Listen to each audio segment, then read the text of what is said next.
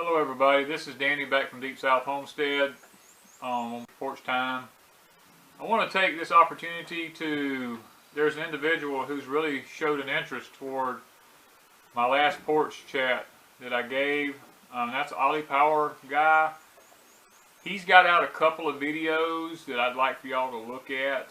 He has some hose that he's used and sharpened, and he's got those videos out. He dedicated some of them to us here at Deep South Homestead, to Wanda and I. But they're really educational as far as the use of these hose and showing. He has two different types of hose that he has there, and I think that it'd be something that'd be good for y'all to look at. We're going to put his links down at the bottom so that you'll be able to go to his videos and watch these two videos. I think they're really educational, and I'd like to say thank you, Ollie Power guy, for actually taking the time to put these videos out there, because it really means a lot that somebody actually listens and takes to heart some of the things that we talk about here on Porch Time. Now today, my Porch Time's a little bit late getting out because we had, as you saw in the update, I had a doctor's appointment this morning. I was out of town. We had to leave really early, and we didn't get back till after dinner time, so that kind of hindered me from getting up this morning doing my porch chat. But we're still getting it out, maybe a little late, but we're getting it out there. As I told y'all before, on my Porch Time, I want to continue to just talk about some things about the homestead, but I also want to take time to bring in a couple of survival tools that I think are really beneficial to have on a homestead. Some things that I think, it's what we use here at our homestead. Let me put it that way. Maybe every homestead doesn't need it, but we have found on our homestead that they work really good. Some of these tools that I'm going to talk about. Now today, I want to start off with mentioning that I have a homesteading neighbor that really, he and I challenge one another. We play the devil's advocate with each other. And he's been playing one with me this week called What Then? And it's really got me to thinking about some of the scenarios, because that's what we do. We play on one another, he and I do, about different scenarios if they were to take place, and this is how we train and teach ourselves. He's ex-military, and he's got some really good ways of looking at things, but he's talking about what then, and I didn't really understand where he was going with it until he actually started throwing some scenarios out there to me. And I want to take that and bring that to y'all a little bit. I'm afraid that what's going on in our country with homesteading and the thought of survival is a fad. And I don't mean to offend anybody when I say that. I really think that with a lot of people out there, it's a fad. It's something that's really hot right now because it's what a lot of people are doing. But I'm not sure about how serious people are. Because, and that's why where this what then is going to come into this. Is because this gentleman threw the question out there to me. He said, okay, suppose we have an EMP. And he goes, I've got 6 months worth of food stored up in my house. I've got enough water for everybody in my family for, say, 2 weeks. And then I have enough seed. I can grow a garden. But he said, okay, let's take the scenario. In 6 months, all of my food is used up. Then what? Because, well, I told him, I said, well, then you would, in my situation, I would have my seeds planted in the beginning. He goes, but suppose it happens in the fall. And that's what I like about this guy, because he plays the devil's advocate with me. He goes, suppose it happens in the fall or late summer, and you have just enough food to make it through to, say, November or December. Then what? You can't plant a garden. Because if you're up north, there's snow and ice on the ground everywhere. If you're down south, we're still getting frost. It's not warm enough to actually get out and plant anything. Then what? Suppose your water only lasts you for 3 weeks. And at the end of 3 weeks, say you live in a suburban area, or you live in an urban area, or you live in a country or rural area, and you don't have any way to pull water out of your well. If you live in town, you have no way to get any water, and your water storage is out. Then what? And that's what's made me really begin to start thinking about, then what would I do?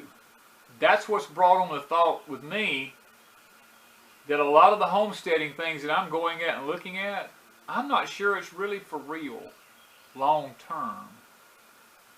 Because sure, I can plant 4 or 5 tubs of potatoes or 2 or 3 raised beds of potatoes, and I've got enough potatoes there to last me for, now this is if there's no electricity and the grid's down and we're in survival mode. There's enough potatoes there to last me and my wife maybe a week. Then what? Because this is a scenario that this gentleman was throwing out at me. Because he told me to look at his garden spot. He has a garden spot there that's probably 80 feet wide and probably 100 and something feet long. And he asked me, will this feed my family so that we won't starve to death? The answer to that is no. It is not going to feed your family, because he has like 6 people in his family. It's not going to feed his family where they won't go hungry. It's not enough room. And that's why he started throwing this scenario out to me, then what do I do? And that's what's got me to thinking.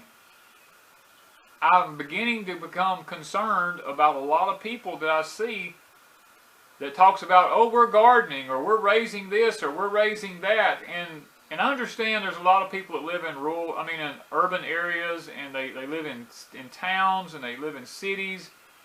I get that. But I guess the point I'm trying to put out to the people that watch us is, stop, if you're really serious about this, stop and take inventory on what you have. How long is it going to last you? And when it runs out, ask yourself the question, then what? Then what am I going to do? Am I going to be able to survive? Am I going to be able to keep my family fed?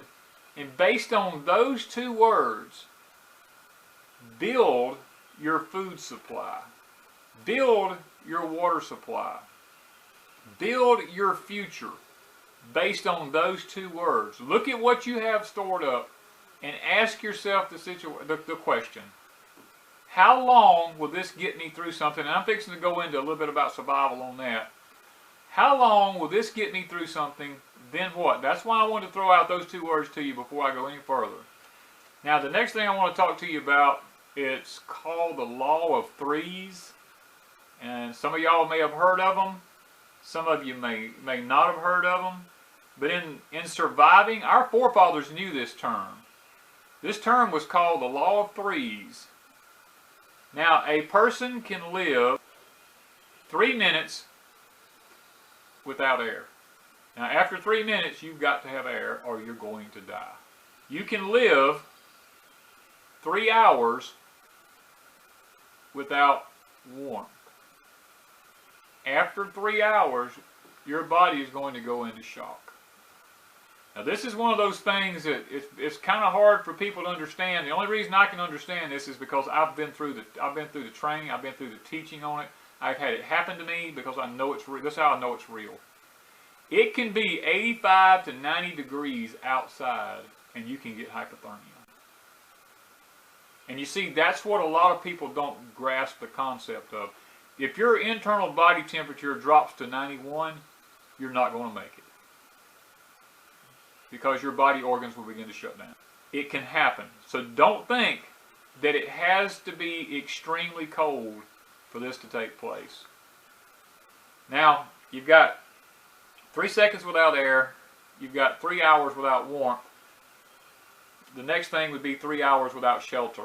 Now, the shelter part, is where the warmth comes in. Because if you don't have a way to get warm, you're not going to be able to survive.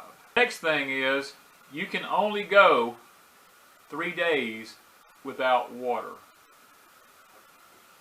After 3 days, now this is under normal conditions. Now if you're in a strenuous condition, and you're, say you live where I live at, and it's 100 degrees out here with 100% humidity, you're not even going to make it 3 days without water.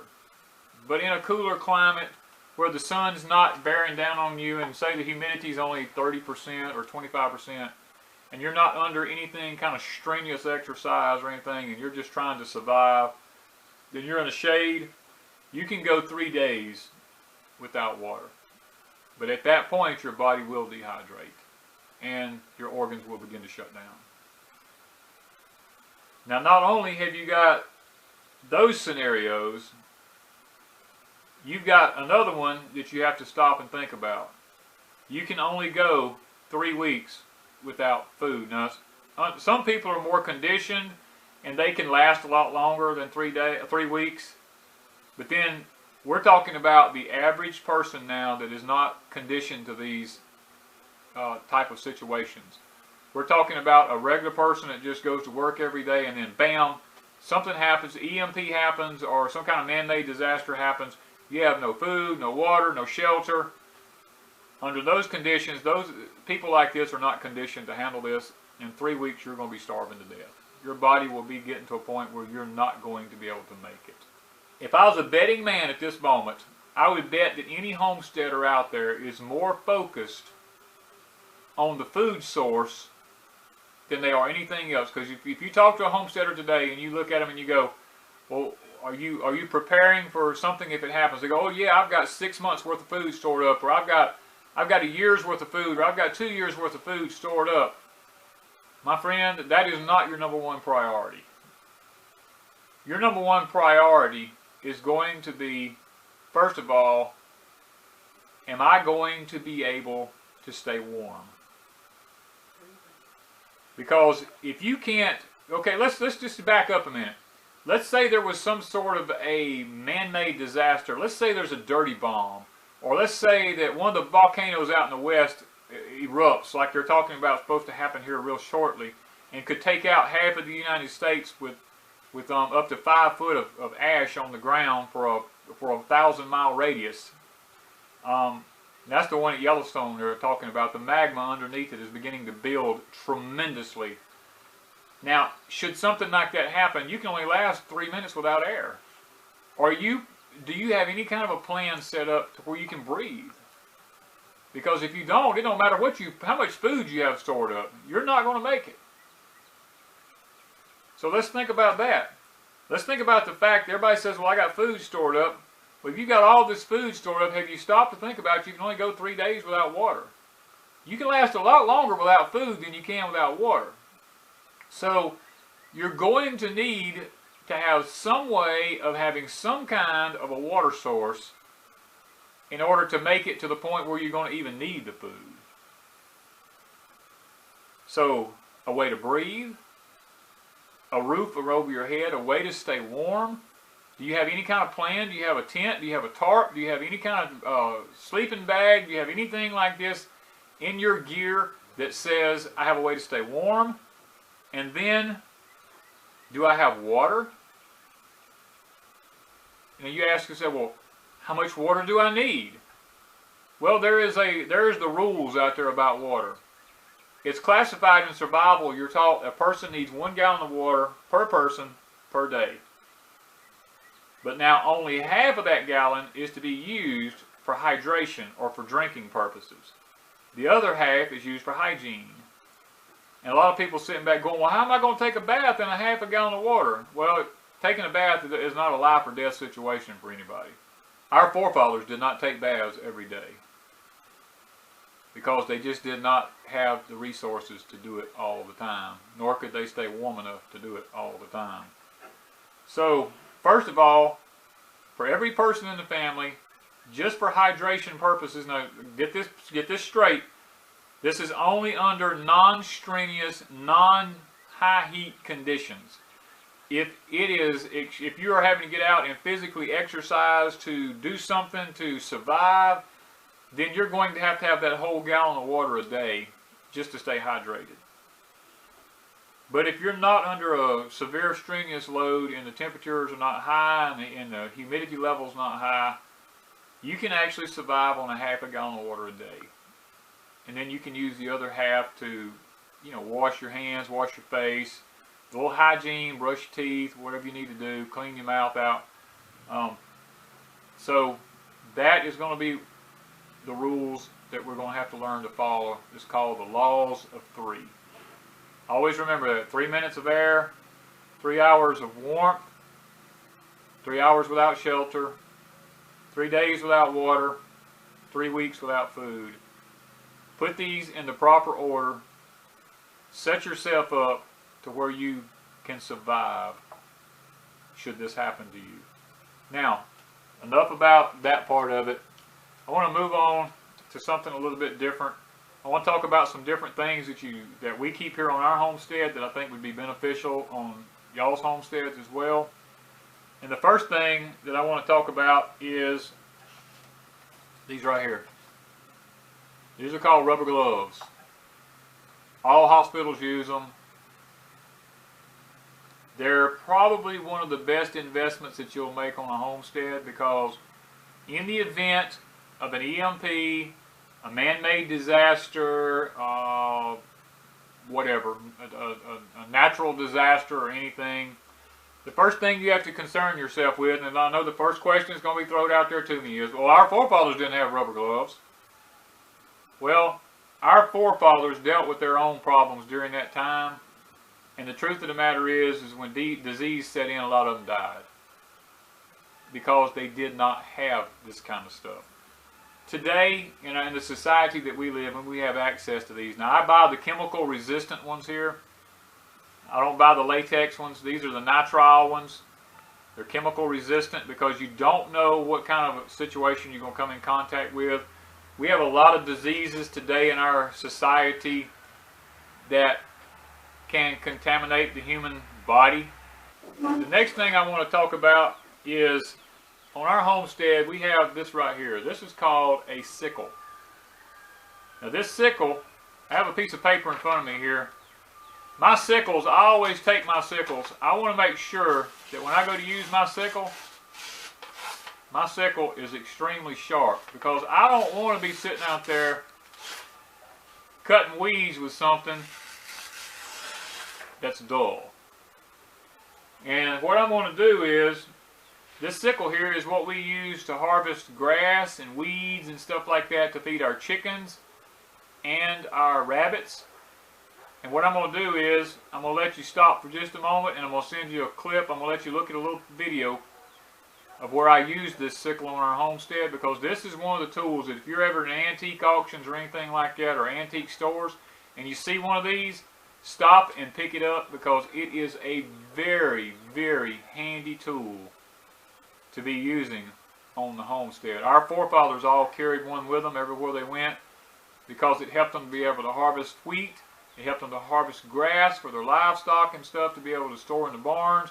During the Great Depression, it was one of the greatest tools that a family could have, because they had rabbits, most everybody did, in their backyards, and what they would do is go out on the street corners if they lived in town, and they would actually cut the bahia grass and the weeds and stuff down with these, and take it out in the backyard, and they lay it on the roof of their rabbit hutch and let it dry, and it become hay and fodder for their animals during the Great Depression. That's how a lot of them survived. Now, I'm going to let you look at this video, and then we're going to move on to the next tool. What I want to do here today is demonstrate, this is what we use, a sickle. This is what we use to gather green stuff for our rabbits and for our chickens. And I'm not going to put any gloves on for just a demonstration, but you really need to wear gloves, because this thing is sharp like a razor blade. What we do is I just grab a handful of stuff here,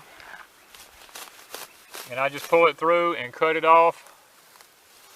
I'll come underneath. Very easy tool to use. Grabs a handful of stuff in just a second with virtually no effort whatsoever. I mean, it'll mow the grass just instantly. I can cut down I mean, excellent tool. Just keep your... For just keeping your hand out of the way.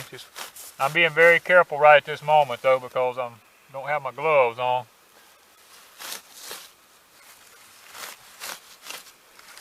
But you see how quick, and I'm putting forth no effort whatsoever to cut this down. And just already got that much stuff to just feed the chickens or the rabbits or something other using a sickle.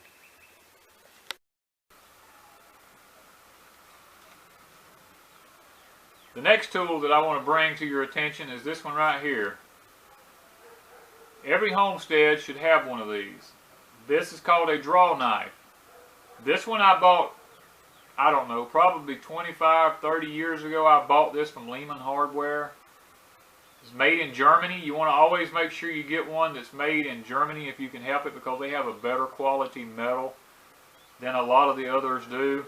Now there's a lot of different versions of these out there made to use for a lot of different things. Some of them are made for making spokes in wagon wheels, and some of them are made for hewing out bowls and different things like that. This is a straight blade one here. And what I use mine for, I make a lot of my own handles, because in the event of a natural disaster or something like that, if I break a handle in anything I've got, whether it's an axe, a hatchet, a shovel, a rake, a hoe, this is what I use to peel that tree with, and it's what I use to shape the handle and the ends rather than having to sit there with a pocket knife. And just like the sickle, I like for mine, all my stuff to be sharp. All of mine are just as sharp as razor blades on the ends of them. That's why I keep a piece of paper when I use it, because if it's not sharp, it's a good way to get hurt, because you'll work yourself to death pulling this thing if it's not sharp. Now I'm going to send you over to a video to where you can watch me while I'm using this one, and we'll get back with you as soon as that video is over. Because what this is used for, I have a tree here that I've peeled it with the draw knife. I have hung it in the barn and let it dry completely. This would be something that I might use for a shovel handle or something. And if you get ready to go down to the bottom where you have to make it where it slides up in the metal ring that goes on a shovel, this is where a draw knife comes in handy. You can take it and you pull it toward you, and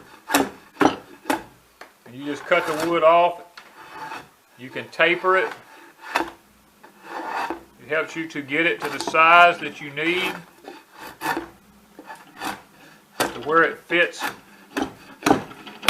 into the collar on a shovel or a hoe or a rake, or if you're making a hammer handle or an axe handle or anything like that. That's where these things come in handy at. If you just need to peel the tree. All of our forefathers usually carried one of these around. That's what it's used for.